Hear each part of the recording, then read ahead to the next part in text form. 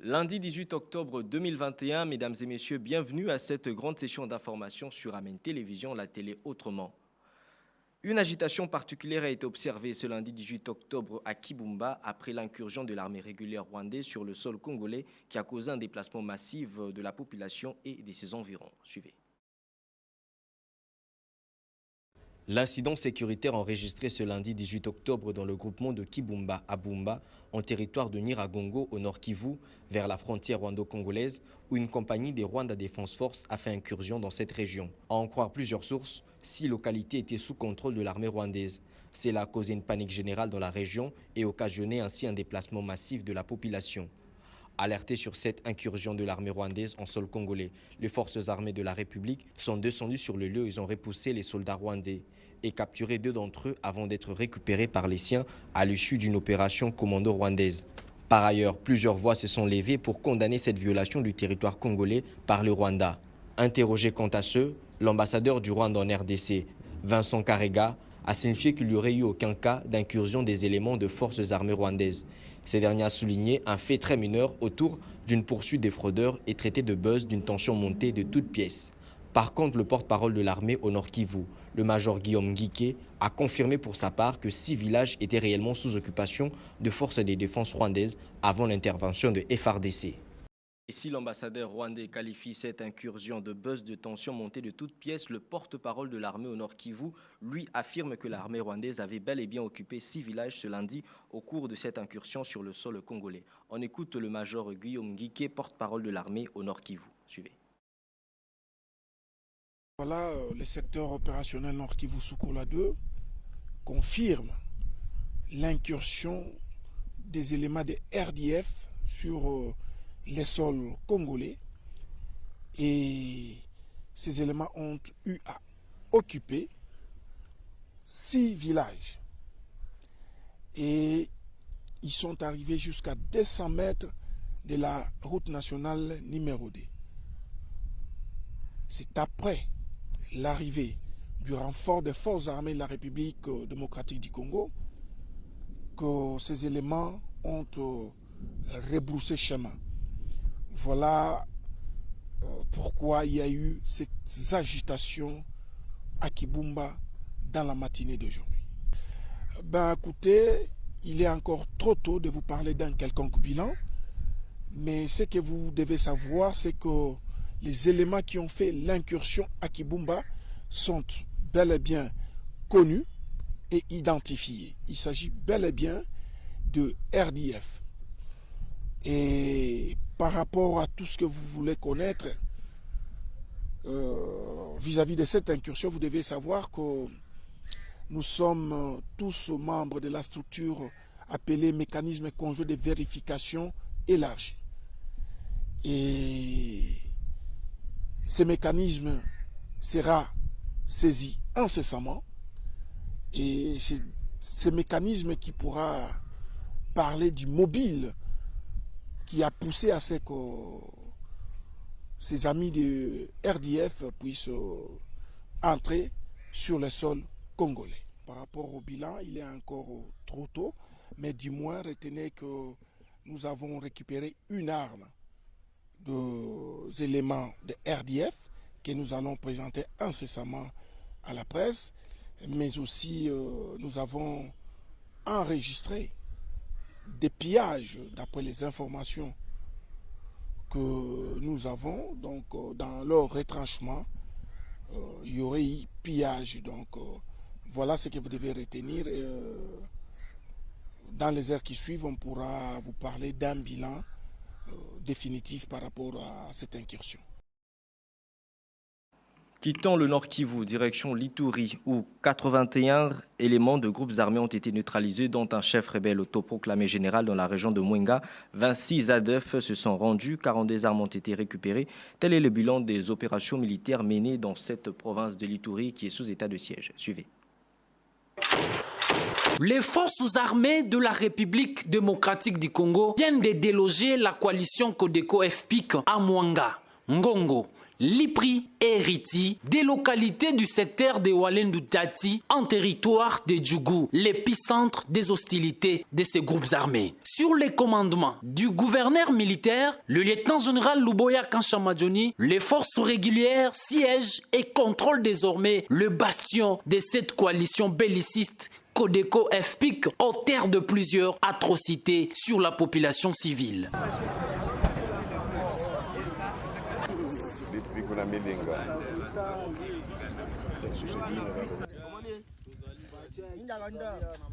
La reconquête de ces villages par l'armée régulière fait suite aux opérations militaires lancées depuis une semaine dans l'objectif d'imposer la paix et restaurer l'autorité de l'État à l'esprit et à la lettre de l'état de siège décrété par le commandant suprême des forces armées, Félix Tshisekedi Tshilombo.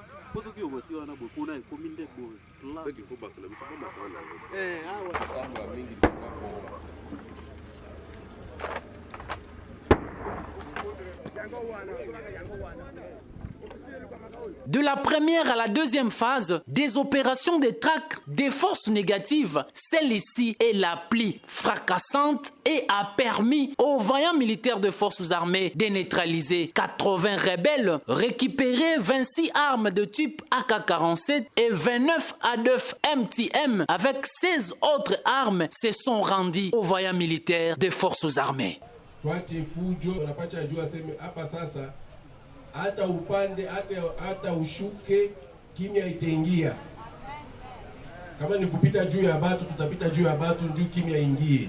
Dans la foulée, 62 membres de groupes armés négatifs capturés et déplumés de leurs ailes sur les théâtres des opérations. Cette énième victoire de l'armée sur la coalition Codeco FPIC à Mwanga, Ngongo, Lipri, Riti démontre l'héroïsme des vaillants militaires des forces armées et un engagement sans précédent d'imposer la paix à cette période de l'état de siège. Pour galvaniser ces hauts faits d'armes, les commandants des opérations militaires en Ituri, le lieutenant-général Luboya Kashamadjoni est descendu sur les lignes de combat à Makayanga et à Komanda où il a encouragé ses compagnons d'armes et appelé la population à être derrière les forces loyalistes engagées sur les théâtres des opérations pour une victoire finale sur les forces du mal. Il est insécurité huko wale wanaita wa groupe étranger wa ADF walileta na wanachangana na watoto yetu wa FPIC chini ya kilima. Kitu ile ninapenda kubaonesha, sawa jeshi itakuwa ngumu sana kufanya kazi kama hatuna na watoto yetu, itakuwa ngumu sana. Na waza mwe pia mnayua population na viongozi inafaa bakuye sehemu moja ndio bapiganishe adui. Sasa kama watoto wa mugini wao wanaenda pembeni ya adui, itakuwa problemu ya nguvu sana.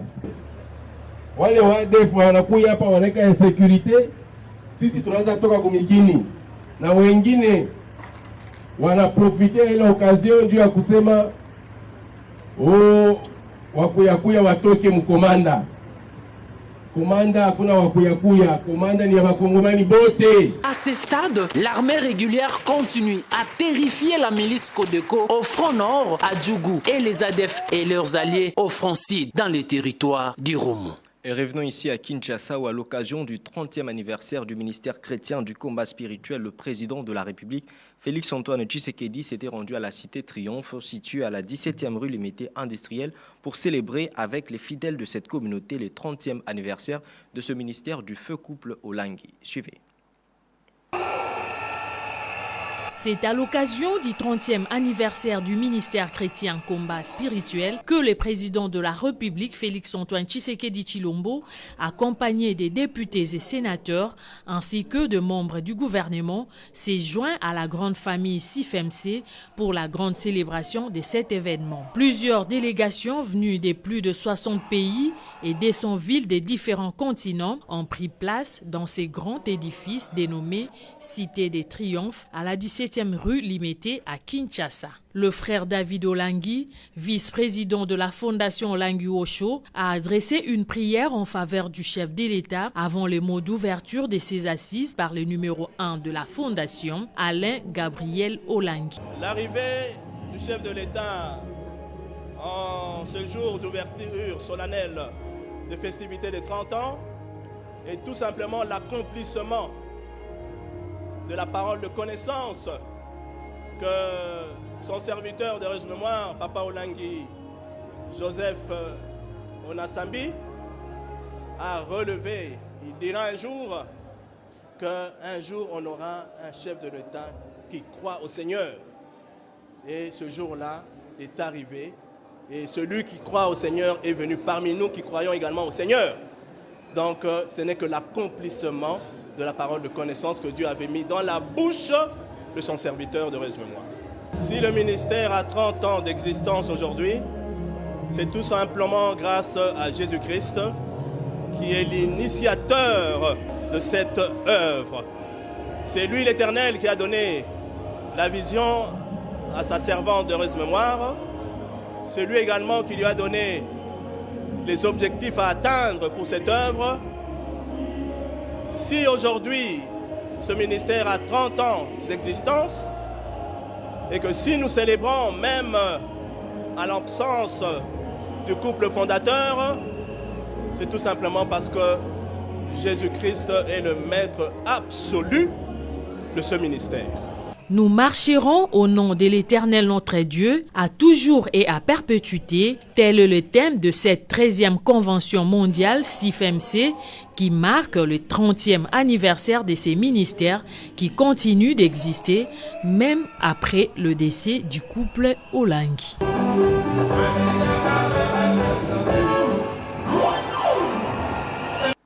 Le samedi 16 octobre dernier, les élus, le caucus des députés nationaux de la Tchopo ont été reçus par le chef du gouvernement Sama Lukonde Kyenge à la primature. Ces élus de la Tchopo étaient venus faire part au Premier ministre des multiples problèmes qui gangrènent leur province. Suivez. Le Conseil national de la jeunesse congolaise a tenu un point de presse lundi 18 octobre 2021 dans la stade Studio Léo à la commune de la Gombe.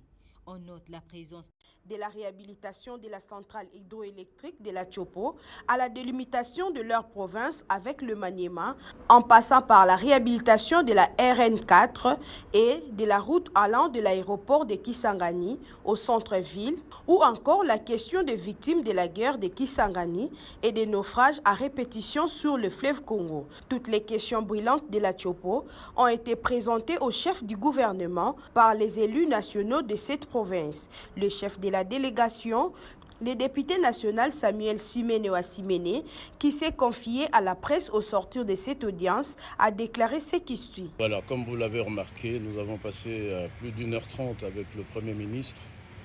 Nous, c'est le caucus des députés nationaux de la province de la Tchopo. Nous sommes venus à la rencontre du Premier ministre pour échanger avec lui des questions qui intéressent la vie des enfants de la Tchopo. Nous avons posé tous les problèmes qui concernent la vie de la Tchopo, en commençant par la desserte en électricité. Vous savez que la ville de Kisangani vit dans le noir aujourd'hui depuis près de 3 mois, parce que la centrale hydroélectrique de la Tchopo s'est arrêtée avec ces 3 groupes. Donc, nous avons vu le Premier ministre pour lui exprimer le désarroi de la population de la Tchopo. Le Premier ministre nous a promis, quant à cette question, de s'en occuper de façon personnelle. Et c'est cela qui nous donne beaucoup de joie. Mais cette doléance concernant l'électricité n'est pas la seule que les députés nationaux de la Tchopo ont soumis au chef du gouvernement.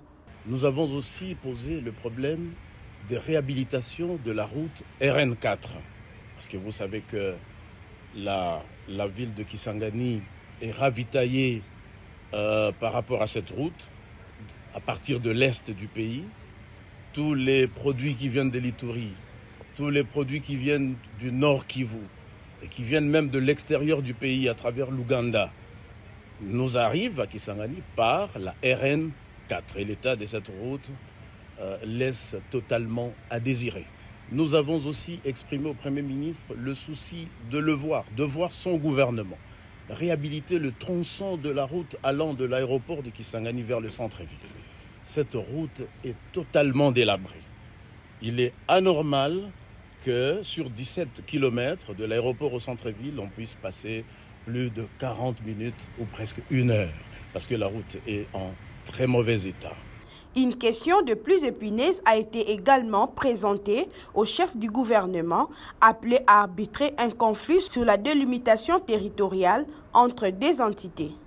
Nous avons aussi parlé au Premier ministre de la question de la limite entre la province de la Chopo et le Maniema. Nos frères du Maniema et nous sommes en difficulté au niveau de la limite entre nos deux provinces. Nous avons posé ce problème. Le Premier ministre a promis de s'en occuper. À en croire le député Samuel Siméné, le chef du gouvernement a promis de s'occuper prioritairement de la question de l'électricité dans la ville de Kisangani.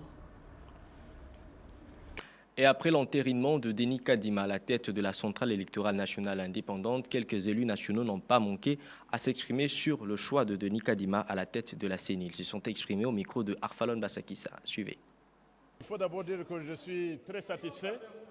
Je remercie le président de la République, son Excellence Félix-Antoine Tshisekedi Tshilombo, pour en fait avoir favorisé ce cadre de travail dans lequel nous voguons actuellement.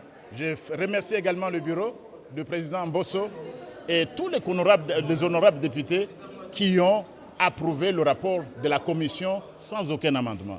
Donc je suis très heureux, moi et les membres de ma commission, pour le travail qui a été fait. Et enfin, nous pouvons donner au pays une commission qui commence le travail.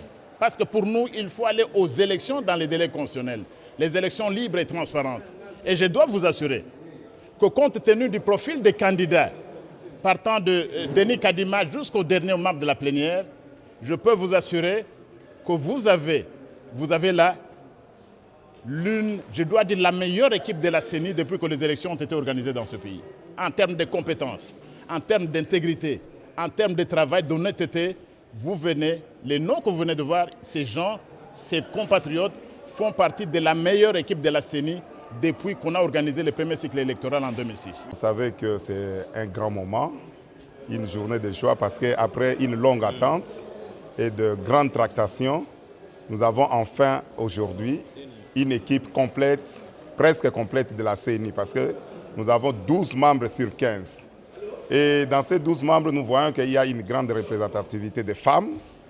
Il y a aussi de collègues qui sont aussi promis à certains postes. Nous avons 4 députés qui sont nos collègues, qui sont aussi dans cette équipe de CENI. Et bien évidemment, le président de CENI qui est aussi invertébré, quelqu'un qui maîtrise bien le domaine électoral. Et nous pensons bien que la machine électorale démarre aujourd'hui et les Congolais peuvent s'attendre aux élections dans les délais constitutionnels. C'est toujours ça, les tractations politiques, il y a toujours la chaleur dedans, mais l'important est qu'on atterrisse. Et aujourd'hui, on a atterri vraiment sur une bonne note et nous avons une équipe de CENI dont les Congolais aujourd'hui peuvent se taper la poitrine qu'ils ont une équipe de vertébrés. Benoît Wechinjadi, cadre du MLP, parti cher à Franck Diongo, dans le même registre, est sorti de son silence pour saluer l'entérinement de Denis Kadima à la tête de la centrale électorale nationale indépendante, toujours au micro de Arfalon Basakissa. On l'écoute. Notre pays, scandale géologique, scandale dans tout. Je suis en train de voir maintenant que notre pays aussi est devenu scandale religieux. La religion est en train de prendre de plus en plus de la plaire. Ça, c'est la démocratie céleste. Parce que nous avons vu qu'il y a eu 8 confessions religieuses qui étaient à bataille. Et sur 8, il y a 6 qui viennent d'emporter sur les 2. Qu'est-ce que moi je peux dire? Est-ce que c'est la dictature? J'ai dit non, parce que la dictature c'est du camp du politicien. Et ça, ce n'est pas du camp politique, ça c'est du camp céleste. Moi je ne suis pas de la religion, je peux constater qu'il y a le Saint-Esprit qui a primé sur les autres et Dieu a parlé. Et voilà, nous avons Kadima comme le fruit du Saint-Esprit. Ce sont les hommes de Dieu qui ont choisi. Qu'est-ce que moi je peux dire? Je ne peux pas appeler ça la dictature, monsieur le journaliste. Je ne partage pas, ni je ne peux pas dire ni oui ni non, mais nous avons constaté que Christophe Mbosso, étant un créature de Dieu, créé à son image, s'est soumis à la volonté de Dieu. Parce que la volonté de Dieu qui parle au travers de ces individus et que le Saint-Esprit qui est la dictature céleste a dominé sur Christophe Mbosso et Christophe ne pouvait qu'entériner ce que les hommes de Dieu ont dit. Il y a la séparation du pouvoir.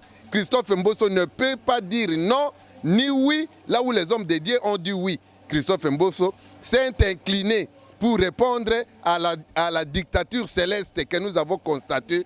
Et je ne peux pas dire que Christophe Mbosso est en train d'organiser une fraude ou quelque chose pareil.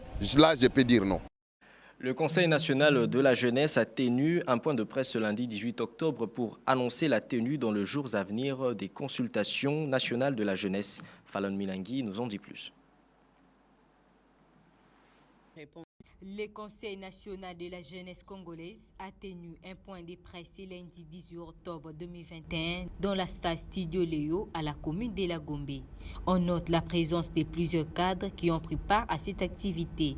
Entre autres, les chevaliers de la presse, leaders des organisations de jeunes, les comités et autres invités. Prenant la parole, le président de cette structure a annoncé les consultations nationales de la jeunesse congolaise qui débuteront ce 30 octobre. Les consultations nationales de la jeunesse congolaise sont une initiative du Conseil national de la jeunesse par le biais des leaders de jeunes de la RDC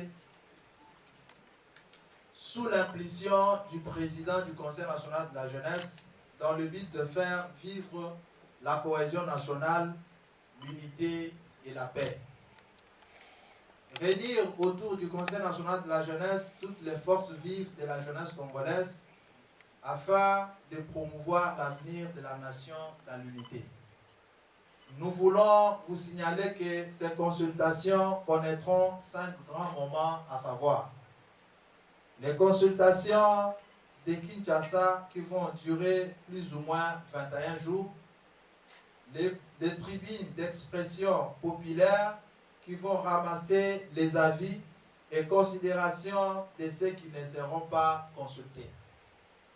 La tournée dans les 25 provinces, l'organisation de l'atelier d'adoption du cahier des charges de la jeunesse à Colosie. Enfin, interviendrait la remise d'un autre cahier de charges auprès du président de la République, chef de l'État, Félix Antoine Tshisekedi Tshilombo, le 4 janvier 2022. Par ailleurs, il a insisté du fait que toutes les couches sociales de la jeunesse congolaise seront consultées à travers tous les pays. Notre démarche consistera à consulter toutes les couches sociales de la jeunesse congolaise à travers les comités de consultation. Produire un programme national du Conseil national de la jeunesse qui reflètera le vrai besoin de notre pays en général et de la jeunesse congolaise en particulier. Ces consultations vont permettre à ce qu'il y ait une véritable collaboration entre les jeunes et les autorités du pays et faire valoir notre jeunesse sur le plan national et international. Retenons que le Conseil national de la jeunesse est l'unique institution de l'État congolais attachée au ministère de la jeunesse. Il est dirigé par un nouveau bureau investi depuis le 12 août 2021. Déterminé à assainir la ville de Kinshasa, l'action Denis Onyekero Tshisekedi ADNT en cycle a procédé ce lundi 18 octobre aux travaux communautaires communément appelés Salongo à la cité de l'Union africaine. Maté Mutombo témoin de l'événement. Dans le cadre de mettre en application la vision de Félix Tshisekedi de rendre la ville de Kinshasa saine et propre, l'action Denis Onyekero Tshisekedi ADNT en sigle est passée à l'action ce lundi 18 octobre à la cité de l'Union africaine aux travaux communautaires communément appelés Salongo Question de répondre affirmativement à l'ordre donné par les gouverneurs de la ville, Kin Bopeto. Nous sommes ici toujours pour soutenir la vision du chef de l'État par l'opération Kin Bopeto. C'est ainsi que nous sommes là, ensemble avec nos membres, pour soutenir la vision du chef de l'État. En tout cas, nous sommes là. Étant que Maman, c'est la première conseillère du chef de l'État, c'est lui qui est notre marin et notre partenaire. Alors on doit toujours se soumettre et faire tout ce qu'il faut pour élargir la vision du chef de l'État.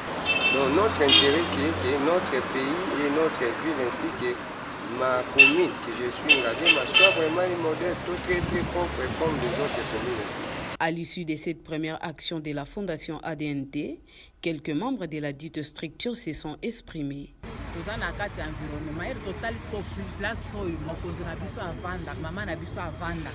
nde total lobi avant to banda kosala ba action bisika mususu to banda nanu bisika mama biso ye moko azali yango to yaki kosala musala na esika oyo po to bomisa nanu place mama biso ye moko azali po ete tango azoleka amona ke ya solo bana nga baza mpepe ya malamu eleka yango to yaki na esika oyo impression na biso ya liboso tozana esengo mwana nyonso soki azala ndako papa na mama na soki azala lese mwana azaka na esengo donc okotinda lisusu te ya liboso nanu tozana na esengo tala kaka mwana tango ayepa bapara na ye toza nanu na esengo tozosala mosala oyo na bolingo nyonso na esengo na bonzambe na ndenge mama ayambi biso.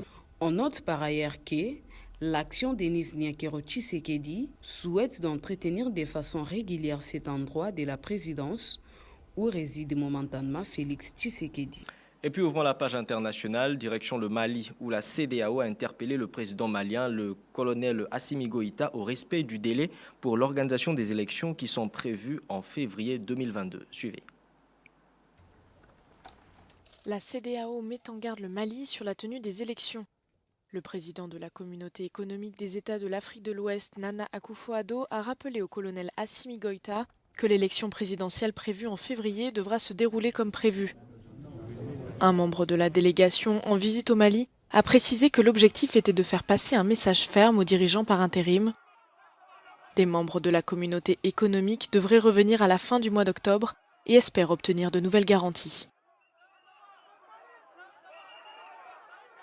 Nous avons manifesté aujourd'hui à l'aéroport, à l'accueil, pour montrer que le peuple malien est d'accord avec la CEDEAO, mais surtout d'accord lorsque la CEDEAO va nous comprendre et que la CEDEAO va nous aider dans ce sens. Nous sommes avec la CEDEAO, vous avez vu, la mobilisation a été très pacifique. Voilà, c'est pour montrer que le peuple malien est un peuple pacifique, est un peuple compréhensif, est un peuple ami à tous ceux qui souhaitent nous aider. Le colonel Assimi Goïta est à l'origine des 2 coups d'État qui ont secoué le Mali dernièrement.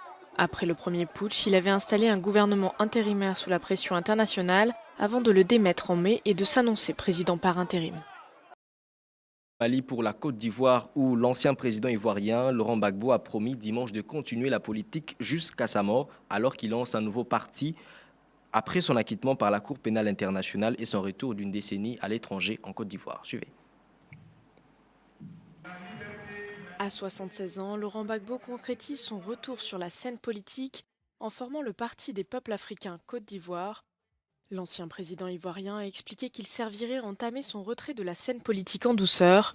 Lors de son discours, il a invité ses militants à reprendre la lutte politique avec tout son soutien.